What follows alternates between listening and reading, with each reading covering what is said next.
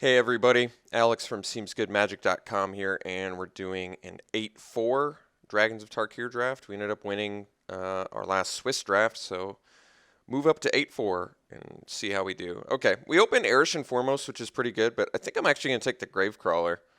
I like the double strikedness of this and everything, but Gravecrawler just offers you so much board presence. I don't think I can.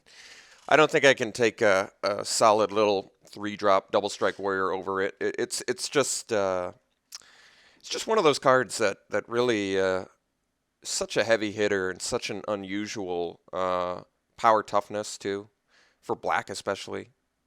I mean, in general, 3/6 is not a very common power toughness, but in black, 5 mana for it, as well as getting 2 creatures that don't even enter tapped or anything, and they're zombies. Just a lot of things about this card seem unusual and very powerful because they are. So we're going to take the Gravecrawler over the rare, which is fine. So sort of passing a white signal, which is also fine. Okay, so follow-up pick. If I wanted to stay on color, I'm unfortunately kind of SOL on that regard. So let's look at the most powerful cards in this pack, which I would think are Silumgar Sorcerer and Atarka Efreet. Also Epic Confrontation and Pacifism. But yeah, I think I've just got my eyes on Atarka Efreet and Silumgar Sorcerer. Both of which are pretty awesome. I think I would prefer the Silumgar Sorcerer. I really like everything that's tied into this card. 4 abilities on an uncommon. Flash flying, already good. So at the very least, it's a surprise blocker. On top of that, it's a counter spell if you exploit. So the quantity of value that you can potentially get off Silumgar Sorcerer, to me, makes it the most interesting pick here. And Efreet would be a fine pick too, but I think I like the Sorcerer a bit more.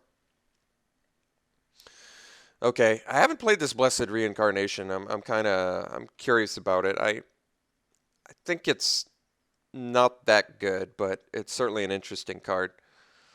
Here we're looking at Interceptor or Spellfist, which is interesting. So Spellfist is pretty good. Interceptor is only pretty good too. Best cards in the pack are probably the Behemoth and the Bowmasters.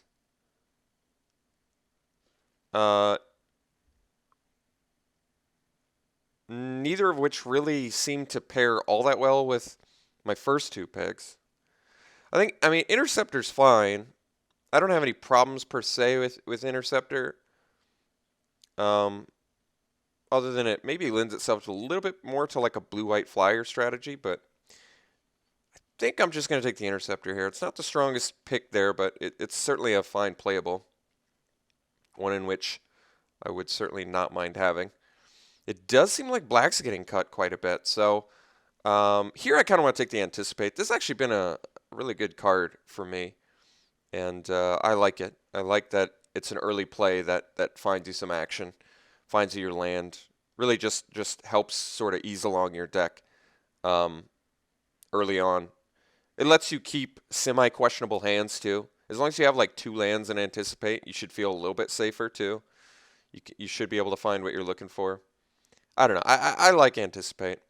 I think I like it a little bit more than the Interceptor number 2. There's nothing really insane in here otherwise. Beastbreaker, Captain, both fine. Nothing insane. I think we're going to have to see what's tabling to decide what our second color is going to be. All right, Palace Familiar seems like the correct pickup in that it's going to work really well with our Sorcerer at the very least. So just in the blue department, it's going to be good there. And it's a flying. I actually like it more than the Attendant too. I like the evasiveness draw card more than the sort of Gravedigger effect you get from Dutiful Attendant. So let's just take the Palace Familiar, I think. Stay in blue. I'm trying to stay open here because I do think black's getting cut off. I think Gravecrawler is also a card I would be willing to splash. I do honestly think Little Army Maker Rakshasa Gravecrawler is probably worthy of splashing. But yeah, I guess we just take a Pal Familiar. It seems like the correct pick. Okay, so um, nothing here super indicative of a color I'm not in being open. Like a late artillerist doesn't really mean anything. This is not like a super high priority pick. Late artful maneuver, not super indicative of white being open. Updraft elemental is like playable, not amazing. Acid spewer dragon is playable, not amazing. Um, I did say it feels like black's getting cut off, but at the same time, it's like none of these cards are worth diving into that color for. I guess I'd rather have a dragon than an updraft elemental, potentially. So I guess I'll take the dragon. I'm not really giving up much of anything out of that pack. All right, Void Squall is something. Doesn't strike me as a card that I'd particularly want in a deck like this. Fairly late Strong Arm Monk could be the indication of white being open, but not clear signal. And to be honest, I kind of would prefer this Custodian. My reasoning is this looks like a deck that I'm either going to have a bunch of flyers or evasive guys. So when you have a bunch of flyers and evasive guys, having a 2/5 body for 3 can really buy you that time you need to get to the late game. I don't think Custodian's a great card otherwise, but it's a good body. It's a good price for body. Okay, this might be a better indication. We got Seismic Rupture, which is a good board wipe spell. No black. Some couple. I mean, Conifer Strider's playable, not amazing. Living Lore is interesting. I think this card is probably, especially in this deck, probably just too questionable to play. I'm actually going to take Encase in Ice, which is a very excellent sideboard card. You might think it's a little bit too early to take it, but I think at this point I pretty much most assuredly would like to be in blue. So for that reasoning, I'd like the excellent blue sideboard card in Encase in Ice. Okay, so I guess I can take Dragonloft Idol here. I do have one dragon. Otherwise, it's a pretty underwhelming card, but so is the rest of this. And I'm just not a big fan of the Icebreakers. I think they're okay, but I'd rather play an Idol, I think, than an Icebreakers. Okay, tabled Reduce in Stature is still a pretty good sign for blue, and nothing else really there of too much interest. A couple black cards tabled, but they're pretty poor, so it's not a real clear signal any way you slice it. All right, Blessed Reincarnation table. I might just take it. Otherwise, Mystic Meditation is playable, but I'm not like super stoked on it. Let's see, Blessed. So I exile one of their creatures, and then they get another one. I'm going to take it, sideboard it, consider it. Reduce in Stature number 2. It's playable. They're definitely get less exciting in multiples, but they are playable. All right, Spider Silk Net, we'll take it. Fate Forgotten, sure. Okay, so not sure exactly what we're doing yet as far as our second color. We know that we are blue. I saw enough playable late blue where I'm interested in it. Oh, interesting. I'm a huge Hidden Dragon Slayer fan. I could try and move in on white, possibly, if it's open. Hidden Dragon Slayer is huge. Just an excellent card. Every time I play against it and with it, I've been pretty impressed. I've been very impressed, actually. It's a strong card. There's also Roast in red, which is decent removal.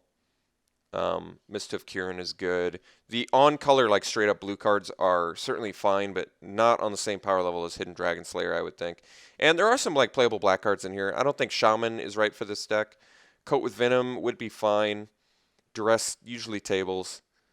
So really, it's Dragon Slayer versus Kirin, and the 2-for-1 value of Dragon Slayer, in my opinion, makes it a worthy pick here. Potentially play Esper if I could get to fixing to necessitate that. But for now, I'm just going to take the best card here because I'm really not giving up anything that I'm crazy about. So I'll take it. And blue-white flyers I've had some pretty moderate success with. All right. Well, we get past the Vulturous Aven. That is also interesting. There's also a Silumgar Spell Eater, which is fine. I think the Aven is probably just the most exciting pick, since it's a good-bodied flyer at worst, and at best it also draws you cards and gives you a 2/3 flyer, which is just really good. So I'm pretty tempted to take the Vulturous Aven.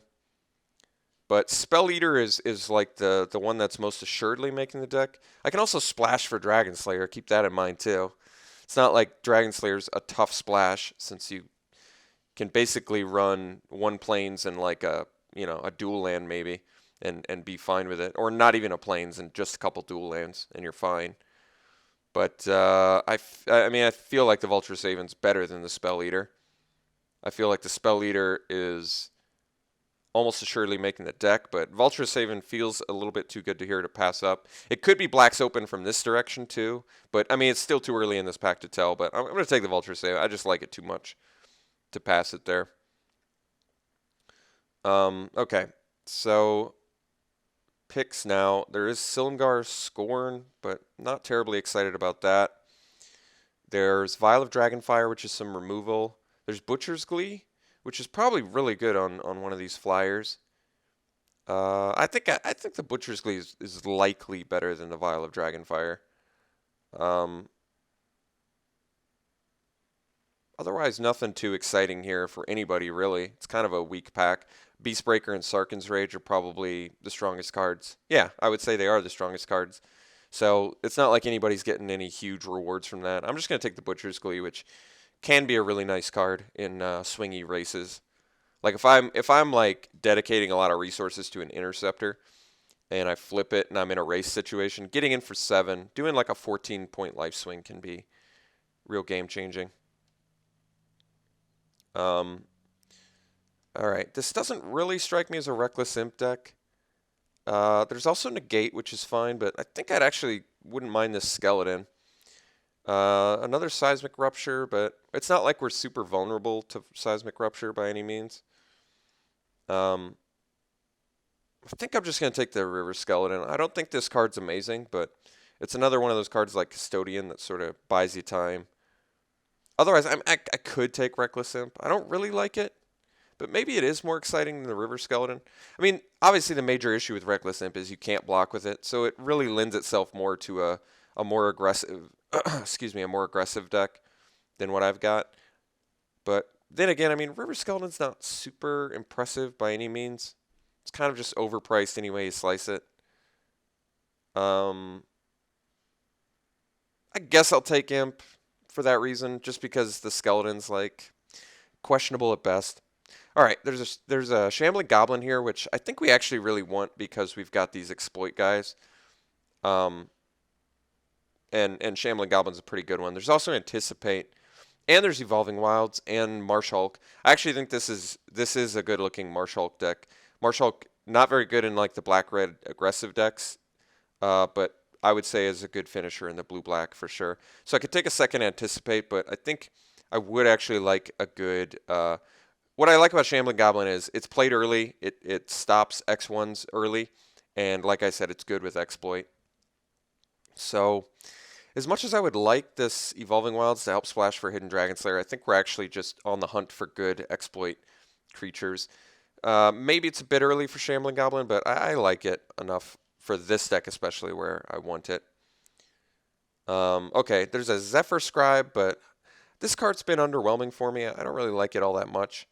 I think we're just going to take the Marsh Hulk. Some people have said they think I probably prioritize Marsh Hulk too much, but I actually like this card quite a bit. I like that it's a 3-mana 2/2 to make an early trade for an aggressive deck, and then it's a 6-drop 4/6, which is like a really good body actually for black at 6 mana.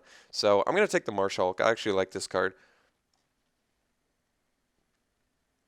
All right, I think we're slamming Palace Familiar number 2 here. I like the Scion of Ugin quite a bit, but once again, we're looking for good exploit fodder, and our curve is getting pretty clunky here. So Palace Familiar works really like double duty in this deck as an early play for a block on an X1 as well as sacrifice fodder for our exploit guys. Okay. I'm fine taking Marshall number 2. Certainly nothing else here that's super exciting for us.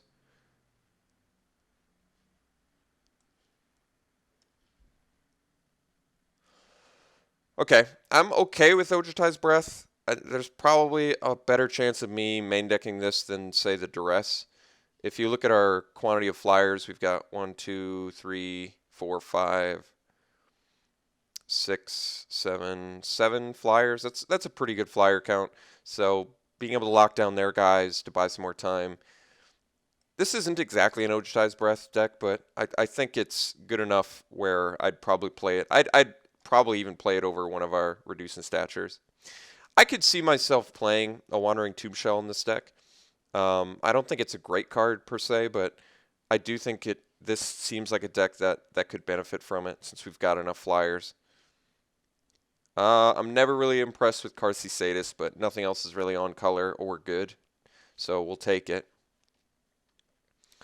Negate tabling is a good sign. I'll take it. I typically don't main deck Negate, but I'll put it in there for now. All right, tabling Anticipate's actually a really good sign. I have no problem playing a couple Anticipates in here, especially since we're kind of a little bit light on early plays. Let's, I guess, take Shape the Sands, whatever.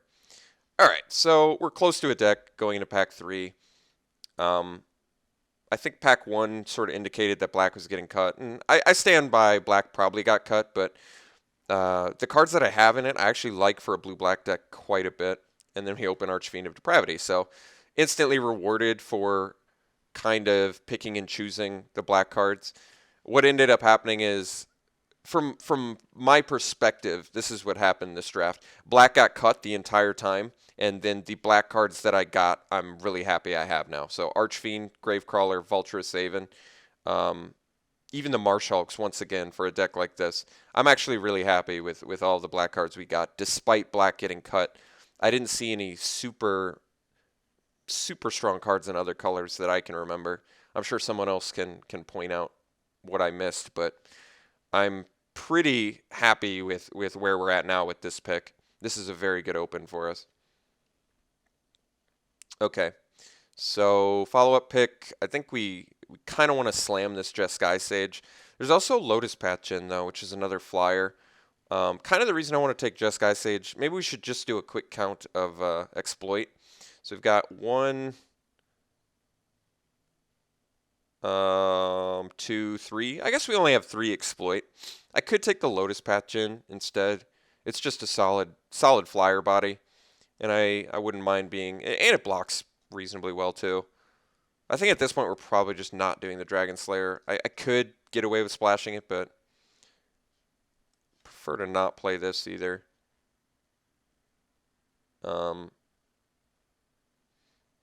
The reducing statures get a lot better when you have a lot of flyers. I actually do think Jeskai Sage is fine, and one of the major risks we run is getting steamrolled, but we've got some great defense at 3, I think, with like Custodian and stuff. Oh, and Ugin's Construct actually works pretty well with the exploit stuff too. I'm going to take the Lotus Path Djinn.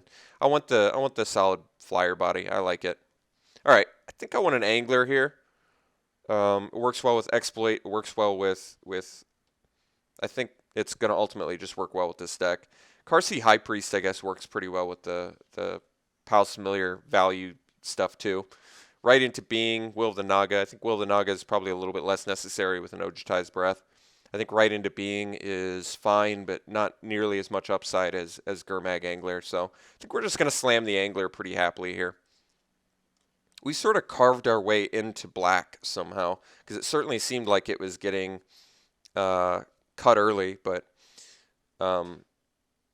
I like Noxious Dragon. I'm kind of pretty tempted at this point to take the Sultai Emissary, just as another sort of early play. Yeah, and in fact, I think that is ultimately what I'm going to do. We actually have enough finishers. If you look at this deck, we have double Marshhulk, Archfiend, Gravecrawler, Angler. Taking Noxious Dragon would be fine, but I think we really open ourselves up to some to getting steamrolled if I do that. Like now I can probably cut a Wandering Tomb Shell, which I think is slightly worse than Custodian because it's 4 mana. So I think I'm going to cut Tomb Shell and just take this Emissary, give us some more early plays, early value cards. There's also a Whisk Away in here too, but I really like some Emissary in this deck. Alright, Sure Shot is a pretty strong card in general.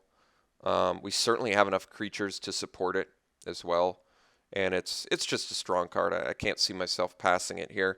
There's also Right Into Being, which is good. I think at this point I likely move Negate to sideboard. The major issue with this deck is we're almost completely lacking in removal, but we do have double Reduce in Stature, Ojutai's Breath, and a lot of flyers, so our removal is well suited to support a deck like this, I would say. I think I'm just going to take the Sure Shot and cut the Negate, probably from main deck. One could argue Anticipate, but I really do think Anticipate's got some high upside. Alright, Emissary number 2 I think is just getting slammed here. That's a late light form. And Sandblast, but I just absolutely adore Emissary in a deck like this especially. I'm curious what I would want to cut for this second Emissary. I'm really happy with our 2-drops once we snag this Emissary too. Having 4 2-drops that are value for our exploit guys is just really nice. Maybe it's not a Butcher's Glee deck, but actually, you know, I kind of want to cut this Reckless Imp. Same reason I said before. We don't look like a hyper-aggressive deck, so I would rather have early defense to buy us time to our late game. That makes a lot of sense to me, actually.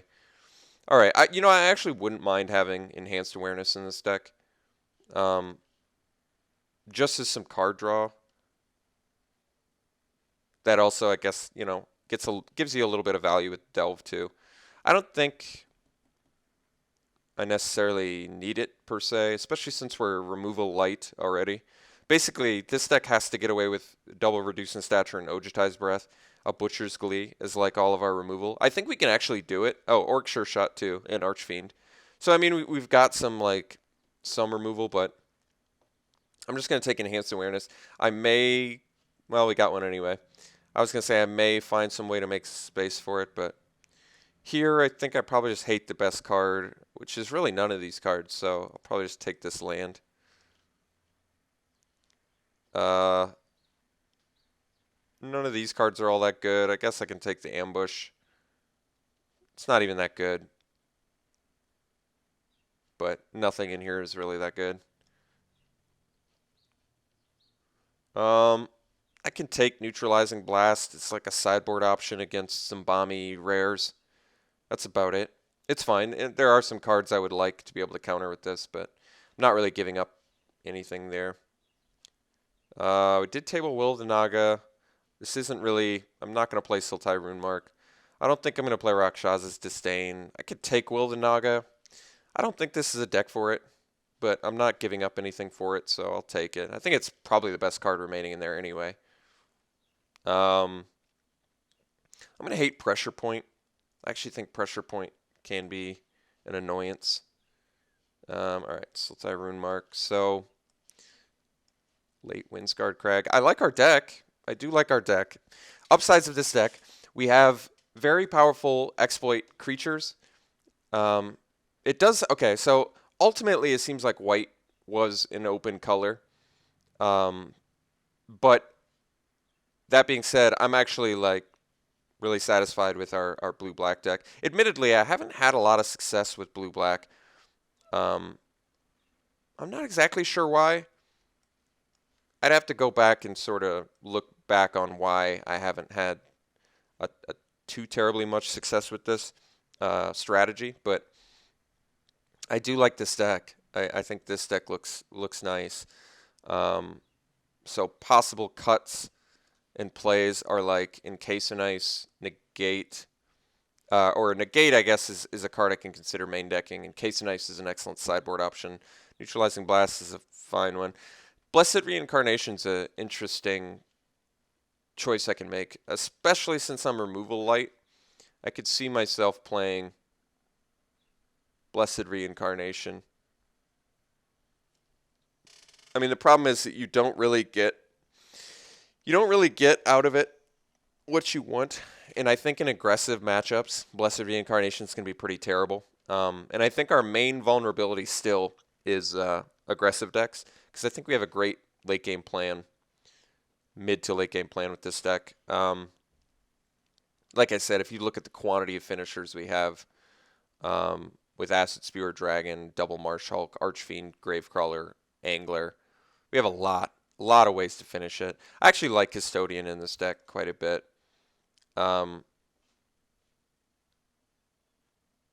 could try and fit an Enhanced Awareness in here over like an Acid Spewer Dragon. My main reason being I don't really like this dragon all that much. It's expensive. We have enough finishers. And if I play the Enhanced Awareness, it's nice to be able to leave up like a Silumgar Sorcerer or draw cards. It's nice to feed Delve, draw cards. We do have double Anticipate already, but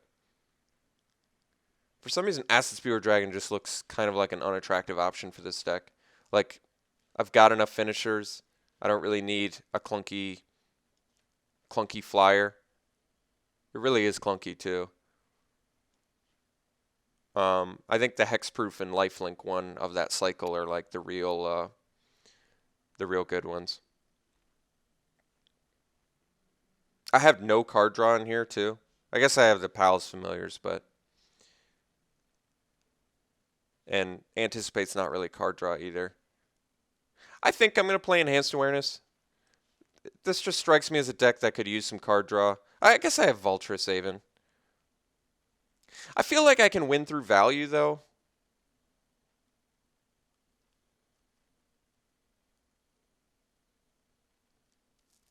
Like, if I can survive, I've certainly got enough finishers where I can run the risk of flooding out potentially with this deck. Mostly it's just Acid Spewer Dragon's not that great of a card. Whereas Enhanced Awareness gives me a little bit of card draw at instant speed. Or I can leave up Anticipate, or Silumgar Sorcerer, or Ojutai's Breath, or Butcher's Glee. Like, all of our instants gain a little bit of value. Or just, it basically gives me some more directions to go. Otherwise, I can play Acid Spewer Dragon over that, but maybe double Anticipate, double Palace Familiar, Vulturous Aven's enough in the card draw department where I'm not going to need Enhanced Awareness. So I'd rather just have another big fat dragon. I feel like getting to 7 mana and getting the 4/4 Flying Death Touch is not going to be too common.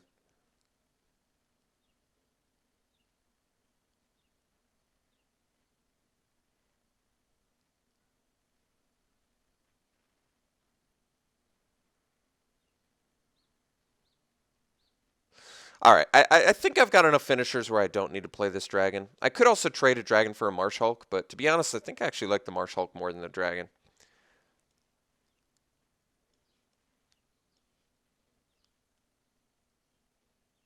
I could diversify and play one of each, I guess. I mean, they're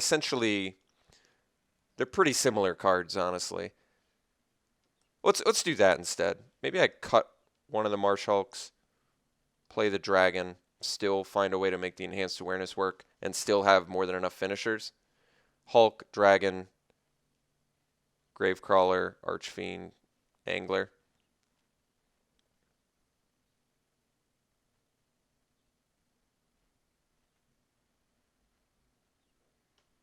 All right, I think I'm going to run it like this. Pretty dead even. All right. Air towards blue. I feel like, is that right, actually? I guess, do I have more? I only have one double blue. I only have one double black. Oh, no, I have a couple double black. But I guess I do have more early blue plays than early black plays. All right, I guess I agree with their with what they say. All right, So overall, I don't know. This is a tough deck to rate. I have a hard time rating decks in general, and I've been people have written and said I shortchange a deck or that I'm not evaluating it correctly in terms of a. It's tough to rate a deck on a scale of 1 to 10. I think this deck's actually. I do want to rate this one lower because we're in blue and black and our removal is not so good. Usually when you're in blue black, a high upside is you have very good removal, and this deck just really kind of doesn't. Ojutai's Breath, double reduce in stature is about it.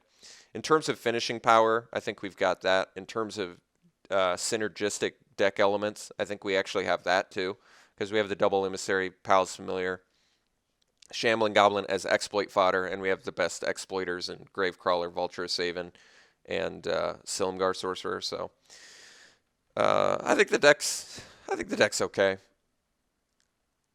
Um, so we're gonna run it like this. Um, we'll see how we do, I guess. Not much else to be said. We'll see you round one.